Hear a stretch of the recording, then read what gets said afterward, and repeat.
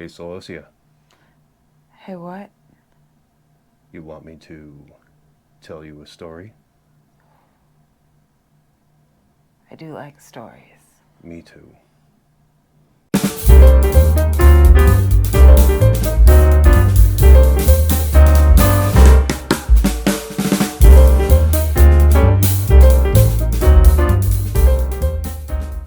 Willkommen, bienvenue, welcome, come on in. Welcome to Lantern Writers Lab. I am NJ Sullivan.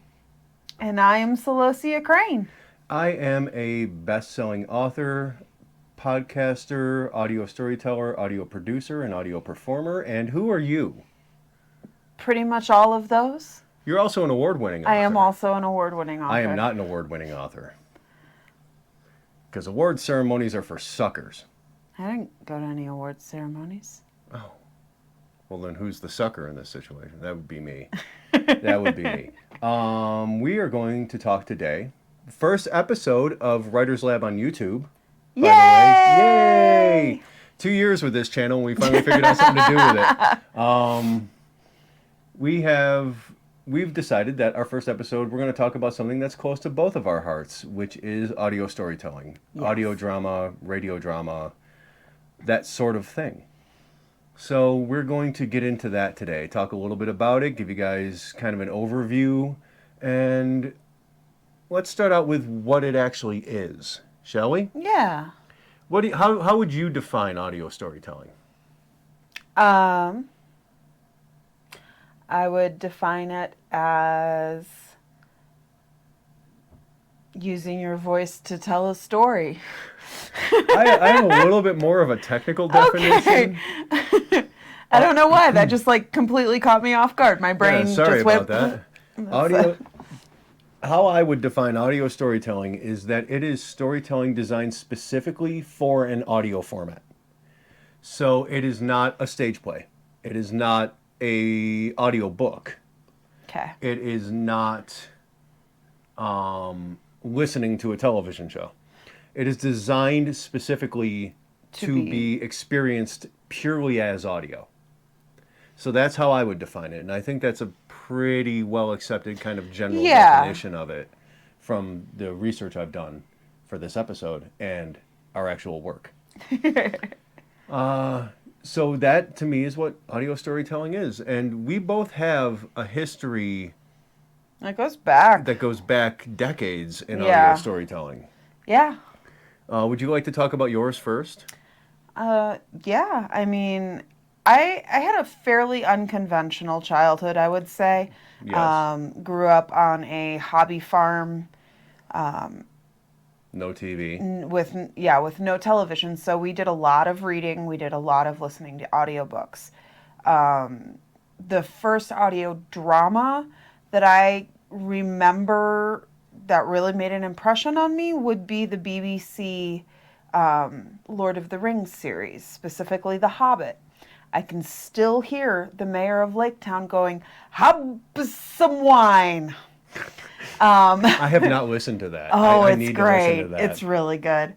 But yeah, and also my mother would read out loud to us a lot. Apparently, she would refuse to read any of the Chronicle of Narnia books except on the weekends because when she started, we would not let her stop until she finished the book.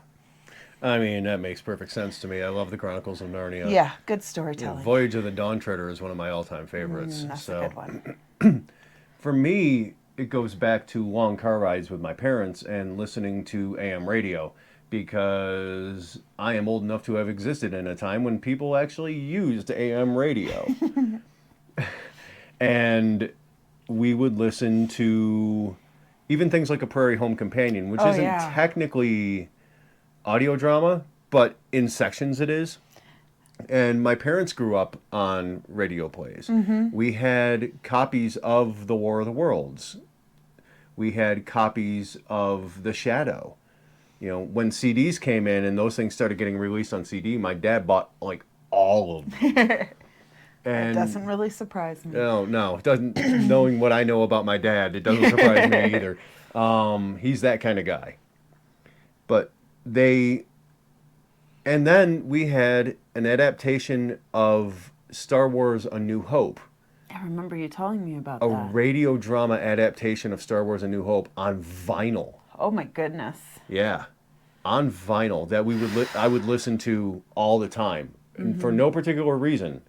I just enjoyed it, and it had laser blasts and all the sound effects and everything in it. And so it goes all the way back to both of our childhoods, this kind of love of audio. And then later on in my life, I went on to become a musician, and I learned about audio recording back in the day when you recorded on tape. Once again, carbon dating myself, as somebody put it recently, which I really appreciate that phrase. Yeah. I'm not dating myself, I'm carbon dating myself. And so it goes back a long way for both of us. Yeah. And we both really love it. We were both established authors with published novels and published print work, a lot of published print work between the two of us. Yep, definitely between the But two of us. We've both always had a love of audio. So that is where we're coming from with this. And sorry to everybody who just had to hear me hit my mic. So audio drama goes all the way back. I mean, you were saying. like, it goes back basically to the beginning of time, to the development of language. People were telling stories. And I've always said that telling stories is how we communicate with each other. No matter what we're communicating, we communicate with it by telling stories. We understand things in our brain by telling ourselves stories. Yep. So You can change a lot about your perspective by changing the story in your head. exactly. Yeah. Exactly. And there's, a paradigm shift Yep. is literally that happening. Now, I was trying to come up with paradigm Yes. shift. Thank you. And ADHD lost the word. She has ADHD, and I have a lot more experience in the corporate world than she does, so I know terms like paradigm shift. So it goes all the way back to the beginning, but as far as audio drama goes, Yeah. and I researched this for this show, so you guys made me do research. I had to learn things, and I don't like that. Audio drama started, the first written for radio audio drama Okay. happened almost concurrently in the US and Britain. Oh, that's interesting. It happened in the same year. It's almost like multiple discovery. Yeah, or convergent evolution. Yep. Yep. But the two first, and I don't have notes on what they were. I wish I did. I wish I'd written that down. But the first was the BBC, produced the first true audio play written for the radio in 1924. Okay. Then later in 1924, an American radio company wrote and produced an audio play. And if I can find what those were and find links to them, I will put those in the description. Show notes. In the show notes. Yeah. She podcasts. Yeah, can you tell? So that is when modern audio drama started. Now, it went through many, many years of being huge. Oh, absolutely. Absolutely huge. With the rise of television after World War II, it kind of started to fall by the wayside, but it's still maintained. The BBC to this day has had a continuous history of producing audio dramas. Yeah. They've done it since 1924. They've done it continuously. And they produce really good And work. they produce really good ones, and they get Yeah. really good actors to come in and play parts. Yeah. And then, but it kind of fell by the wayside as a form of entertainment With the rise of television in the 50s and 60s. Right. When more people began to get televisions in their And homes. it became more ubiquitous. Well, the radio dramas, the radio plays, the audio dramas they weren't as much of a draw anymore. Right. So companies stopped putting money into them. Yeah, because you had the added attraction of the visual to go along with the Exactly. story with the rise of that particular technology. And then we run into this very interesting thing that happened about 15 years ago, and that's the rise of podcasts. Yep. And podcasts started out just as interviews or, one person talking into a microphone about a specific subject. And then some absolute madmen thought we could start making audio dramas again. Mm-hmm. And the first one that I was aware of Yeah. was Welcome to Night Vale. That was the first one I was aware of. I had the joy of meeting Jeffrey Craner, who is one of the creators of Welcome to Night Vale, at a convention. And he was a very, very kind man. I remember And you introducing me to Welcome to Night Vale. And now there is kind of this renaissance in the podcast format of audio dramas. And even beyond the podcast format, things like Audible originals are starting to sound a lot more like audio dramas than they are audio books. An example would be Neil Gaiman's Sandman. Yep. Thank you. Yeah, I almost lost it. Yeah. Too. I was so close to losing it. I could see the cover. It's so much more like an audio drama than it is an audio book. Yeah. And it was adapted for that. And that's a hard thing to do because Sandman was a comic book. That is a graphic media. It would be interesting to me because I think it would have been easier for them to adapt it into an audio drama to take the visual format, because you can add more of like the sound effects and things like that into it than you could if you were just straight up adapting it for, say, an audiobook. Yeah. You can create more ambiance. You can to a degree. To a degree, yeah. There are, and we'll get into this in a bit, but there are a lot of resources out there that we just recently discovered how many resources there are out there that go into a lot of detail about how to write for audio. Yeah. And that's, now we are on the edge of a renaissance with that. We are on the edge of that becoming a marketable commodity and a hot topic. And it's getting there. Will it ever be as big as film and television? Probably not. But that doesn't mean it's not viable. No. And one of the things that we at Lantern try to get across to people is you tell the story in the way that works best for the story. Right. There are a lot of things about doing audio drama or radio plays, whatever term you want to use. There's not a non-clunky term for it. Audio drama is kind of the industry accepted term. Audio fiction is another term. Radio play is another term. Storytelling is kind of too umbrella of a term. Yeah, I would agree with that. So, there isn't like a good catchy phrase for it. No. Maybe I should come up with one. Maybe you guys should come up with one. Tell us in the comments, what do you think we should call it? What do you think should be the universal term for audio drama that isn't as clunky to say as audio drama, which I have now said approxithere's 70 times in this video? Audio drama, audio drama, audio drama, audio drama. There's our TikTok clip. But so there are a lot of great resources, and we'll be putting them in the description below as well, where you can find out information. And we are vetting our sources on this. Yes. We always vet our sources. If we ever give you guys a source for information, we've checked them out first. They're legit. Yeah. They know what they're talking about. And I know the SFWA is one that we're going to be putting in there, and BBC. Yep. Because they both have guides on writing for audio. And we're going to be putting both of those in, and possibly some other ones. We'll figure that out when I do the editing. So how do you get started? First of all, one of the main things you need to do, thank you for welcome. getting me off that topic and onto the next bullet point on our map. Bullet point on our map. Wow, that's a weird mixed metaphor. The first thing you need to do is listen to them. Yeah. Like I said, I have been kind of in that world most of my life, at least casually.